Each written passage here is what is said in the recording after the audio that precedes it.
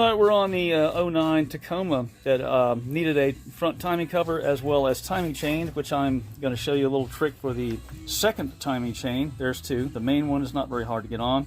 The balance shaft chain is quite tricky because they don't want to line up and the marks don't, and they're hard to see once it's installed.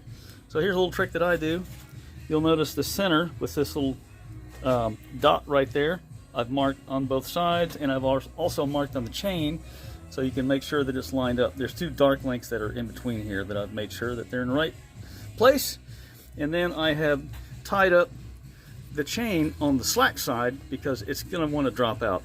It's impossible to put in without that dropping out. You need this there to keep the chain in the right place, as well as this other gear that's going to go on. I've also marked that one with a little mark right here on the dot, and then the small dot right here is going to match onto the gear.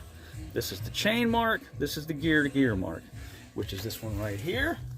That is this gear, as well as this is the other gear. And I've marked them also. Put the marks on so you can see them once you install the chain. There's not a lot of room in here. Now we install the big gear, which is the crank gear, and we're going to put that on to where it lines up here. And now we're going to put it on this gear over here on the driver's side first, because it's just easier to do at this point.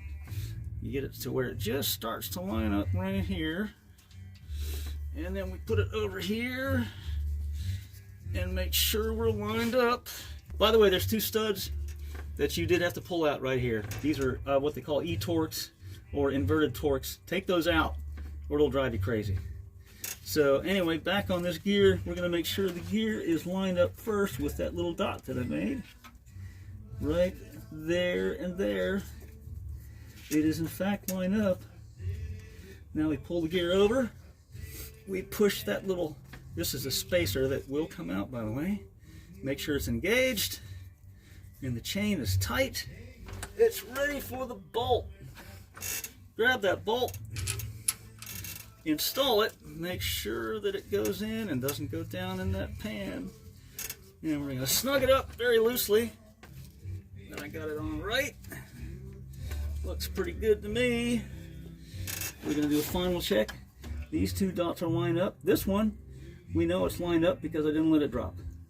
Now also, you want to make sure this crankshaft is on top dead center, which I have done.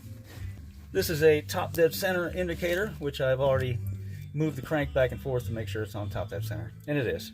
After you're done, you'll want to rotate the crankshaft a little bit to make sure it is on top dead center. These two marks are in fact lined up.